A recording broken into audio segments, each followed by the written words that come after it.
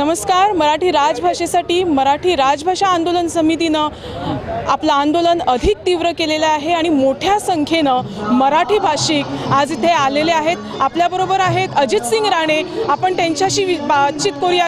का चालढकल होते या प्रकरणात? सर, का चालढकल होते आहे? राजभाषा मराठी ही राजभाषा करण्यासाठी सरकारकडूनची चालढकलपणा होते, तो कशासाठी होतो असं वाटतं तुम्हाला? कारण मराठीचा प्रश्न हा अतिशय जुना प्रश्न आहे. या प्रश्नामध्ये आणि एकंदरीत मराठीमध्ये संपूर्ण समाज एकत्र आणण्याची ताकद आहे.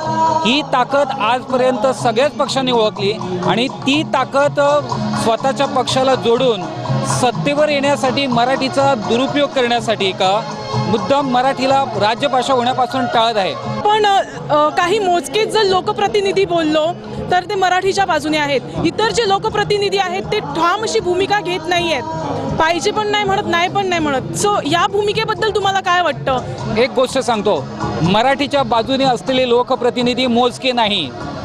बहुसंख्य भारतीय जनता पक्षाचे जे आहे ना, बहुसंख्य जे लोकप्रतिनिधी आमदार आहे वगैरे आणि खासदारसुद्धा, श्रीपाद नाईकांसारखे खासदार, मी ते आमचे चांगले मित्र आहे, आम्ही त्यांना बऱ्याच वेळ भेटलो, आमच्या कार्यालयात वगैरे आले. मराठीच्या प्रश्नाविषयी आम्ही जेव्हा प्रदीप आणि मी वगैरे जेव्हा मराठीची आणि अशोक नाईकांनी जेव्हा चळवळ घेतली होती, तर ज्याप्रमाणे भारतीय जनता पक्षामध्ये बहुसंख्य आमदार हे मराठीचे आहेत, त्याच पद्धतीचे काँग्रेस पक्षामध्ये सुद्धा बहुसंख्य आमदार जे आहेत ते मराठीचे आहे. आणि मोगोचे तर तिन्ही आमदार जे आहे ना हे मराठी प्रेमी आहे. आता सेव्ह गोवा पार्टीच्या संदर्भात मला काही माहीत नाही, कारण या मराठीच्या प्रश्नात माझं प्रत्यक्ष त्या दोन आमदारांकडे तिथं भेटणं झालेलं नाही. परंतु एक समज चुकीचा आहे की बहुसंख्य आमदार जे आहे ना हे त्यांचा पाठिंबा हे नाही. बहुसंख्य आमदार मला वाटतं 40मध्ये जवळजवळ एक 30-32 आमदार हे मराठीचे समर्थक आहे. परंतु पक्ष राजकारणामध्ये जसं आपण व्हीप वगैरे काढतो, तो व्हीपमध्ये काढल्यानंतर बाबा त्यांचं म्हणजे नाईलाज होतो. अशा पद्धतीचं एक घाणेरडं राजकारण सत्ताधारी पक्षाकडून होत आहे. तिथं मराठी राज्यभाषा पाहिजे. आमच्या वडिलापासून कित्येक आमच्या आजे पंजे वगैरे आहे, त्याने मराठीतूनच आमची सगळी संस्कृती वाढवली आणि आम्हाला मराठी भाषा पाहिजे. आता कोकणी पण पाहिजे आम्हाला, आम्ही विरोध करत नाही त्याला, पण कोकणीवाले नक्की कुठली भाषा घेऊन फिरतात याचं काही आम्हाला ते आठवत नाही. ते भाषाप्रेमी म्हणतात की कुठली भाषा. आता कोकणीमध्ये शाळा नाही, त्यांचा एकही पेपर निघत नाही, मग ती कुठली संस्कृती ठेवायला करतात? पेपर नाही त्यांचा. आणि मराठीवालेच त्यांची प्रसिद्धी देतात हे काँग्रेस त्या कोकणीवाद्याला माहीत नाही.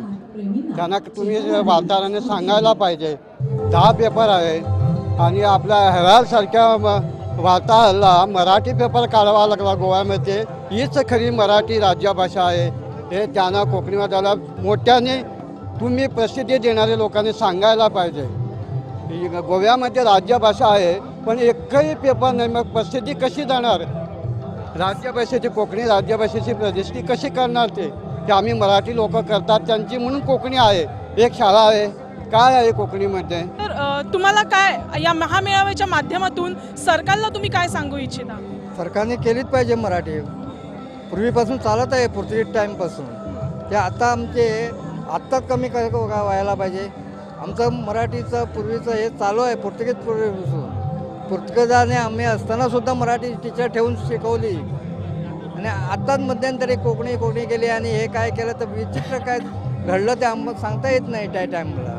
कोकणी प्रेमी जे आहेत किंवा कोकणीवादी आपण ज्यांना म्हणतो त्यांची भूमिका याबद्दल तुम्हाला काय वाटते? कारण जेव्हा भाषा माध्यमाचा प्रश्न येतो तेव्हा हेच कोकणी मराठी बरोबर येतात पुढे, पण जेव्हा राजभाषेचा प्रश्न येतो तेव्हा कोकणीवाले ह्याला विरोध करतात. याबद्दल तुम्हाला काय वाटतं? आमचा विरोध नाही कुठच्या भाषा, तुमचा नाही आहे? आमचा विरोध नाही. ॲक्च्युअली ते कसं आहे, गोव्यात आता कोकणी बोली आहे पण शिकण्याची ही जी भाषा आहे ना ती आमची मराठी आहे. आता गोव्यात काय 11 पेपर चालू आहे मराठीचे आणि कोकणीचा एकच होता सुनाव प्रांत म्हणून, तो सुद्धा गायब झाला. आता 1987मध्ये दत्तराय चौगले साळगावकर आहे ना, त्याने तो पेपर छापला होता आणि तो परवा दिवशी पेपरमध्ये काय लिहितो की एवढी वर्षे मी चालवला कसा तो मलाच माहीत, पण आता वाचत नाही म्हणतो मी बंद केला आहे. बरं, या महामेळाव्याच्या माध्यमातून काय सांगू इच्छिता तुम्ही त्या लोकांना आणि लोकप्रतिनिधींना? काय इच्छा आहे तुमची? आमचं कसं आहे, आमची मराठी भाषा हे झालं पाहिजे. झालीच मराठी राजभाषा आंदोलन समितीनं आपलं आंदोलन अधिक तीव्र केलेलं आहे. मोठ्या संख्येनं मराठी भाषिक, मराठी प्रेमी इथे दाखल झालेले आहेत. या मेळाव्यासाठी आपण इथे उपस्थित लोकांशी बातचीत करूया, विचारूया त्यांना नेमकं काय सांगायचं आहे. आजचा हा जो महामेळावा आहे, इथे येण्यामागचं तुमचं कारण काय आहे? कशासाठी तुम्ही आला? एवढं सगळं आमचं मराठीमधून चालूनसुद्धा देवकृत्य म्हणा, लग्न समारंभ म्हणा, विविध सांस्कृतिक कार्यक्रम म्हणा, नित्यपूजा म्हणा, सगळं काही मराठीतनं चालतं. आणि दुर्भाग्य आमचं की आम्हाला डावललं गेलेलं आहे. आणि 1987 साली जी त्यांनी राजकारण्याने लोकांनी केलेलं नाही, राजकारण्याने मुद्दाम व्हीप वापरून त्यावेळेला त्यांनी कोकणी राज्यभाषा केली गोव्याची. आणि तीसुद्धा जी आमची 30% कम्युनिटी आहे त्यांना अंधारात ठेवून, त्यांना लिपी कुठली तीसुद्धा सांगितली नाही. जर त्यांना लिपी सांगितली असती, त्यांना कुठली लिपी पाहिजे, त्यांना श्रीगणेशा शिकायची लिपी नको, त्यांना ABCD वाली म्हणजे रोमी लिपी पाहिजे. आणि ती जर त्यांना कळली असती तर त्यांनी तेव्हाच विरोध केला असता आणि ती राज्यभाषा झालीच नसती. तर एवढं आमचं वर्चस्व असताना गोव्यात मराठीचं, आज कोकणीचं एकसुद्धा वर्तमानपत्रसुद्धा नाही. एक 28 वर्ष आता झाली राज्यभाषा होऊन कोकणी, पण म्हणण्यासारखं तिचं काहीच झालं नाही. परवा मी आपले सुदेश कवळेकर होते, म्हणजे भारतीय सुरक्षा मंचच्या मिटिंगला मी मुद्दाम गेलो जाणून घेण्यासाठी काय चाललं आहे म्हणून. त्यांना मी सरळ विचारलं, म्हटलं 28 वर्ष अगोदर तुमची जी कोकणी होती त्याच्यापेक्षा तिचा आता तुम्ही अभ्यास केला आहे का? आता कुठं पोचलं ते लेवल? माझ्या मनात ते आणखी खाली गेलेलं आहे. तर त्यांना सांगितलं, म्हटलं तुमचा सपोर्ट आम्हाला का नाही? म्हणजे मराठी आणि कोकणी दोन्ही जर राज्यभाषा झाल्या तर दोन्ही भाषांना फायदा आहे आणि इंग्रजीचं वर्चस्व आम्ही थोपवू शकतो. आता काय होतं, मराठी कोकणी म्हणतो तरी पण आम्ही मुलांना जास्ती करून मी माझ्या मुलांना मराठी शिकवलं आणि तर कोकणी मराठी म्हणतो पण इंग्लिशला पडतो, सो त्यांचं पर्सेंटेज वाढतं. तर त्यामुळं आम्हाला वाईट वाटतं आणि सरकारने आमच्यावर अन्याय केला आहे. आता सगळ्या लोकांची मतं घेण्यापेक्षा ते 40 लोक ठरवतात आमचं काय, आम्हाला काय द्यायचं आणि काय नाही. ते आता त्यांना कुठपर्यंत काय ठाऊक ते मला कळत नाही. म्हणजे असले राजकारणी आमच्या गोव्यामध्ये आहे जे वीर सावरकर कोण, कुठल्या देशाचे म्हणणारे इथं नेते आहेत. आणि यांच्याकडून आम्ही राज्यभाषा आमची मराठी करावी ही अपेक्षा ठेवतो. मला वाटतं आम्ही काहीतरी आमची जी जो ट्रॅक आहे आमचा तो बदलावा लागेल आपल्याला काहीतरी.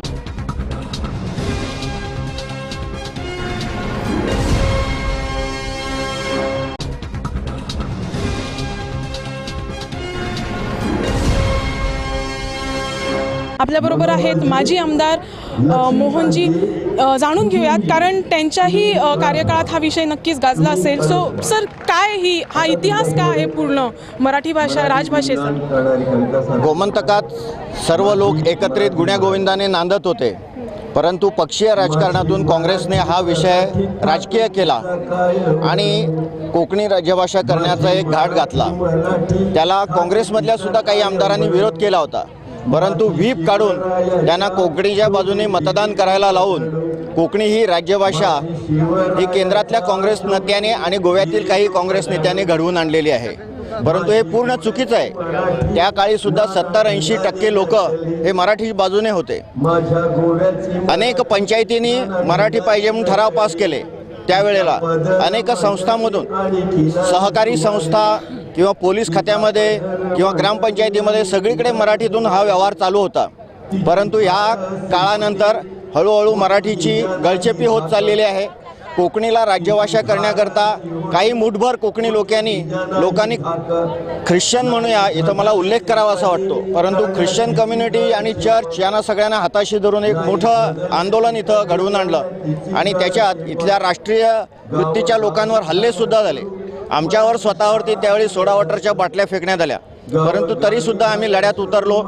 वास्को बंद केलं तेव्हा आम्ही वास्को उघडं करण्याकरता गेलो. मडगाव बंद झाला तेव्हा आम्ही फोंड्याहून मडगाव उघडं करण्याकरता गेलो. अशा पद्धतीचा एक त्या काळी लढा मोठा आम्ही दिला आणि त्या काळात त्या लढ्याच्या आधारावरती महाराष्ट्रवादी गोमंतक पक्षाचे 19+1 एवढे आमदार निवडून आले.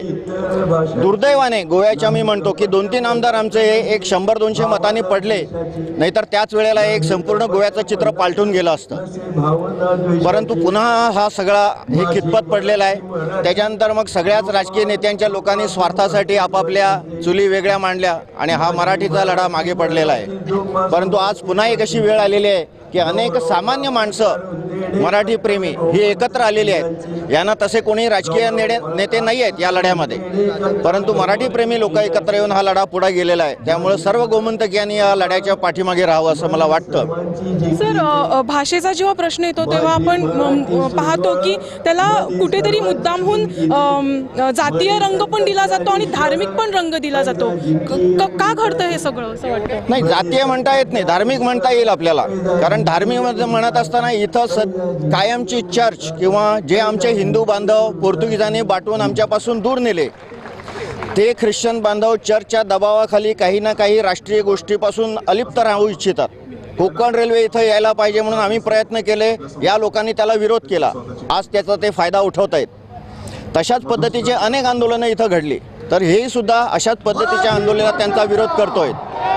हे चुकीचं आहे. तेच मी मुद्दामहून अशासाठी विचारलं, कारण भाषा माध्यमाचा जेव्हा प्रश्न येतो तेव्हा कोकणी मराठी बरोबर म्हणतात, पण जेव्हा राजभाषेचा प्रश्न येतो तेव्हा कोकणी नको मराठी नको असे म्हणणारे कोकणी आहे. हे कशासाठी घडतं?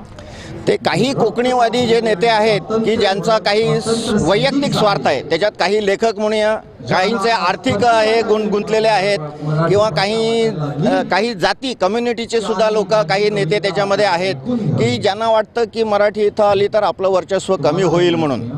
परंतु हे चुकीचं आहे. जर इथं मराठी टिकली तरच कोकणी सुद्धा विकास होईल, अन्यथा कोकणी आणि मराठी दोन्हीही संपतील आणि इंग्रजीत प्राबल्य जास्त वाढेल. कारण जे कोकणीच्या बाजूने उभे होती ती सगळी शक्ती आज इंग्रजीच्या बाजूने उभी आहे. हे कोकणीवादींनी लक्षात घेतलं पाहिजे. आणि मला असं म्हणायचं आहे की भारतीय भाषा सुरक्षा मंचाच्या आंदोलन यशस्वी जर झालं आणि त्यातनं समजा इंग्रजीला अनुदान बंद झालं तर त्यातनं मराठीचा फायदा आहेच, नाही असं नाही. परंतु केवळ तेवढ्यावर भागणार नाही. मराठी राज्यभाषा झाली पाहिजे, शासनामध्ये तिची अंमलबजावणी झाली पाहिजे, संपूर्ण समाजामध्ये ती विकसित झाली पाहिजे, तरच आज मराठी शाळा ह्या पुढे वाढतील. अन्यथा सरकारच्या मराठी शाळा ह्या हळूहळू बंद होत चाललेल्या आहेत. ही सत्य परिस्थिती आपल्या डोळ्यासमोर आहे. खरं सांगायचं तर बऱ्याच वेळा काय होतं, निवडणुकीच्या वातावरणामध्ये मराठी राजभाषेचं अभिवचन दिलं जातं आणि तेच लोक निवडून आल्यानंतर त्या अभिवचनाकडे पाठ फिरवतात. असा गेल्या 25-30 वर्षाचा अनुभव आपण मराठी प्रेमी अनुभवतो आहोत. त्यामुळं लोकप्रतिनिधींनी जनतेला दिलेल्या आश्वासनाच्या संदर्भात अतिशय सजग राहून ती आश्वासनं पूर्ण करणं हे त्यांचं नैतिक कर्तव्य आहे. आम्ही कसं सांगणार की त्यांना तुम्ही केलंच? आम्ही सांगू शकतो, सांगतो, बोलतो, चर्चा करतो, खाजगीमध्ये सगळे लोक कबूल करतात, पण ज्यावेळी एखाद्या राजकीय व्यासपीठावरती असतात त्यावेळी त्या विषयाला बगल देणं हा प्रकार आम्ही अनेक दिवस अनुभवतो आहोत. आता याचं उत्तर खरं तर मला सापडलेलं नाही आहे आणि ते सगळ्या राजकारणाच्या गुंतागुंतीतच असेल असं मला प्रामुख्यानं वाटतं. अनेक वेळा आम्ही फेसबुकसारख्या माध्यमातून बघतो की हीच युवा पिढी आहे, अनेक युवा पिढी जी म्हणते की जर मराठी पाहिजे असेल तर त्यांनी महाराष्ट्रात जावं किंवा कोकणी पाहिजे असेल तर गोव्यात राहावं. अशा युवकांना तुम्ही काय सांगू इच्छिता? म्हणजे ते खरं वास्तविक पाहता हा केलेला एक चुकीचा प्रचार आहे. असं काही नाही आहे. जर गोवा महाराष्ट्राच्या आधी जर स्वतंत्र झाला असता तर गोव्यानं सरळच मराठी राज्यभाषा केली असती. केवळ ऐतिहासिक योगायोगामुळं गोवा थोडासा दूर राहिला, आपल्या भारतामध्ये सामील होण्यासाठी काहीसा विलंब लागला दुर्दैवानं, आणि त्यामुळं असा एक समज झाला आहे इथे की नाही ही कोकणी इथली भाषा आणि मराठी बाहेरची वगैरे. पण मराठीमध्ये अनेक वाङ्मय प्रकारांची सुरुवात करणारे लेखक हे मराठी लेखक हे गोव्याचे आहेत आणि हा इतिहास आपल्याला पुसणं शक्य नाही आहे. मराठीतली प्रादेशिक कथा पहिल्यांदा गोव्याच्या लेखकांना दिली हे अत्यंत महत्त्वाचं आहे आणि तिथून मराठीसारख्या एकूण मराठीच्या व्यासपीठावर प्रादेशिक कथांचा उगम झाला. हे सगळं लक्षात घेता हे सगळं मराठीच्या वर्तुळातच समाविष्ट आहे, हे स्पष्ट आहे ना.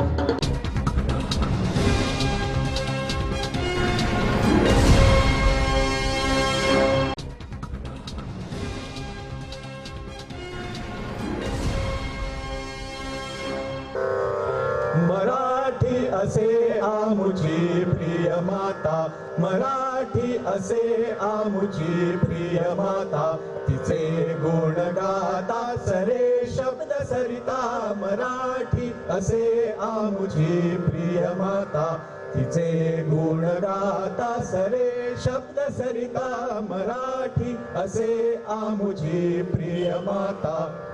सरकारने आपल्याला आश्वासन दिलेलं आहे, ठोस शब्द दिलेला आहे की मराठीला आपण राज्यभाषा करूया. सुरुवातीच्या काळात थोडं थांबा, नंतर करूया असं सांगण्यात आलेलं आता परत पुढे ढकलण्याचा प्रयत्न चालू आहे. त्यामुळे सर्व मराठी प्रेमींची इच्छा काय आहे हे दाखवण्यासाठी आज आपण हा मराठी मेळावा इथे आयोजित केलेला आहे. लक्ष्मीकांत पार्सेकर जी अध्यक्ष असताना त्यांनी पेपरमध्ये एक बातमी दिलेली होती, आमच्याकडे त्याची कात्रणं आहेत, की कुणालाही न कुणाच्याही विरोधाला न जुमानता भारतीय जनता पक्ष मराठी राज्यभाषा करणारच. मला लक्ष्मीकांत पार्सेकरांना एक प्रश्न करायचा आहे. आता तर तुम्हीच नेते आहात, कुणाची वाट पाहत आहात? भाऊसाहेबांचा इतिहास असलेल्या मांजरे मतदारसंघातून आपण निवडून आलेले आहात. मराठीचं बिल आणा. काँग्रेस सरकार जर कोकणीचं बिल व्हीप लावून संमत करू शकतो तर लक्ष्मीकांत पार्सेकर का करू शकत नाही? हा माझा त्यांना करण्याचा सवाल आहे. मग केवढा धडधडीत अन्याय आमच्यावर आहे. आम्ही साधी मागणी मागतो आहोत. आम्ही काही कोणाचं काही काढून घ्या म्हणून सांगत नाही. जी कोकणीला जी राजवस्त्र चढवलेली आहेत ती उतरवा म्हणून आमचं म्हणणं नाही. खरं म्हणजे मराठीला पहिलं स्थान असायला पाहिजे होतं. एवढं तिचं वैभव आहे, एवढा तिचा वापर आहे, एवढा तिचा व्यवहार आहे. तिला पहिला मान मिळायला पाहिजे. परंतु आम्ही काय मागतो आहोत? आम्हाला निदान कोकणीच्या बरोबरीचा, तिच्या बरोबरीचा तरी मान द्या. तोही तुम्ही द्यायला तयार नाही. आणि हा अन्याय आता आपल्यावर 87 सालापासून हा आपल्यावर अन्याय झालेला आहे. आपण न्याय मागतो आहोत. आणि मित्रांनो, आपण तरी कितीसे हा अन्याय निमूटपणे सहन करतो आहोत. आपण कुठे त्याचा प्रतिकार करतो आहोत? मला कोणी तरी सांगितलं की अशा प्रकारची स्थिती जर आमच्या राज्यात असती तर आम्ही 1 महिन्यात हे सगळं उलटवून टाकलं असतं. आमच्यात काही ताकद नाही आहे का? आम्ही ती ताकद दाखवलेली नाही. आता वेळ येईल तेव्हा ही ताकद आपल्याला दाखवावीच लागेल. कुणाही व्यक्तीबद्दलही आमचं वैयक्तिक द्वेष नाही आहे. आम्ही राजकीय दृष्ट्या त्यांच्यावर टीका करू. अशा प्रकारची इतकंच कशाला, कोकणीशी सुद्धा आमचं वैर नाही आहे. आम्ही अशी भूमिका घेतलेली आहे की मराठी आणि कोकणी या दोन्हीही आमच्याच भाषा आहेत. कारण कोकणी आणि मराठी स्वातंत्र्यापूर्वी एकच होती. वेगळेपणा नव्हताच. कोकणी म्हणजेच मराठी आणि मराठी म्हणजेच कोकणी. मुक्तीनंतर मग काही राजकारणामुळे कोकणी आमच्यापासून अलग झाली असेल, परंतु ती याच प्रदेशाची भाषा आहे. तेव्हा कोकणी आणि मराठी या दोन्ही भाषा आमच्याच आहेत. त्या आम्हाला हव्या आहेत. कोकणीवर आणि मराठीवर आमचं सारखंच प्रेम आहे. आम्ही कोकणी सोडणार नाही आणि मराठीचाही त्याग करणार नाही. त्यामुळे आम्ही सुखाने नांदावं, परस्परांचा द्वेष करू नये, मत्सर करू नये आणि हातात हात घालून जावं, तरच गोव्याचं हित आहे. मागे मुख्यमंत्री पर्रीकर जेव्हा होते तेव्हा आमचे प्रदीप घाडी आमोणकर आणि त्यांचे सहकारी त्यांना भेटायला गेले. ते म्हणाले, अहो सरकार अडचणीत आहे, जरा 3 वर्ष थांबा. थांबले बिचारे. आता पार्सेकर म्हणतायत अजून 2 वर्ष सांगा, थांबा, 17मध्ये बघूया. म्हणजे ही सगळी फसवणूक चाललेली आहे. हे पुढं ढकलणं म्हणजे आमची फसवणूक आहे. हे आम्ही आता जाणलं पाहिजे. ही फसवणूक आपण किती काळ सहन करणार आहोत. म्हणून तुम्हाला सर्वांना माझी विनंती आहे की आता हा लढा एवढ्यावर थांबणार नाही, तो अधिक तीव्र करावा लागेल. निवडणुकीपूर्वी ही जर राजभाषा झाली नाही तर बोडगेश्वर त्यांचा बळी घेतल्याशिवाय राहणार नाही.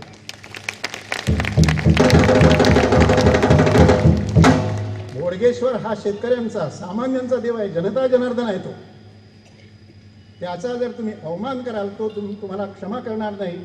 जनता तुम्हाला क्षमा करणार नाही, एवढं मी सांगतो. आणि आतापर्यंत आम्ही चळवळ ही एका दिशेनं नेली.